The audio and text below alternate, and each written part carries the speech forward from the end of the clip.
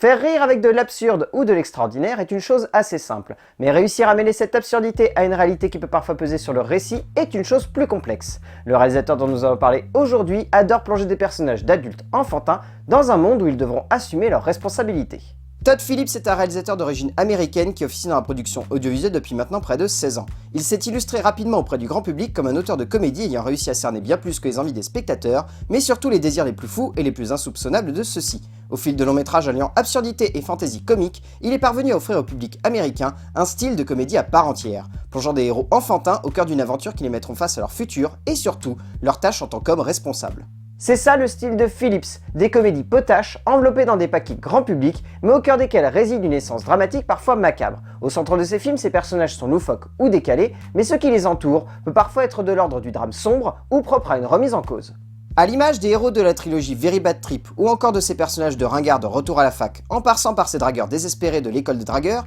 Phillips plante un décor extrêmement loufoque et amusant, puis s'amuse par la suite à y inclure des thématiques profondément humaines. Remise en cause de leur place au cœur de la vie de l'autre, véritable but en tant qu'être humain dans la société, ces héros finissent parfois littéralement par se demander ce qu'ils font au cœur de l'univers cinématographique que met en place le réalisateur américain. Phillips ne veut pas simplement faire rire, il cherche avant tout à créer un terreau dramatique autour duquel il peut laisser ses personnages pousser et grandir. Ainsi, ces films ne sont pas simplement des potacheries allumées, mais également de grandes épopées comiques au relent purement et simplement créatif et immersif. Le cinéma de Phillips, c'est un objet à mi-chemin entre du drame glauque et du ridicule poilant et violent. C'est un cinéma hybride et évocateur qui cherche à faire bien plus que simplement nous éclater dans notre fauteuil de spectateur, mais également nous faire comprendre que l'on peut vivre une aventure avant de pouvoir rire de ses personnages. C'est en cela que ces comédies s'imposent auprès du grand public, dans le sens pur et simple où ce sont avant tout de grandes aventures de cinéma qui ne demandent qu'à être savourées par le spectateur avant d'être drôles et allumées par le comique des situations qu'il met en place par la suite, comme un besoin d'immerger avant de couler sous les rires le spectateur.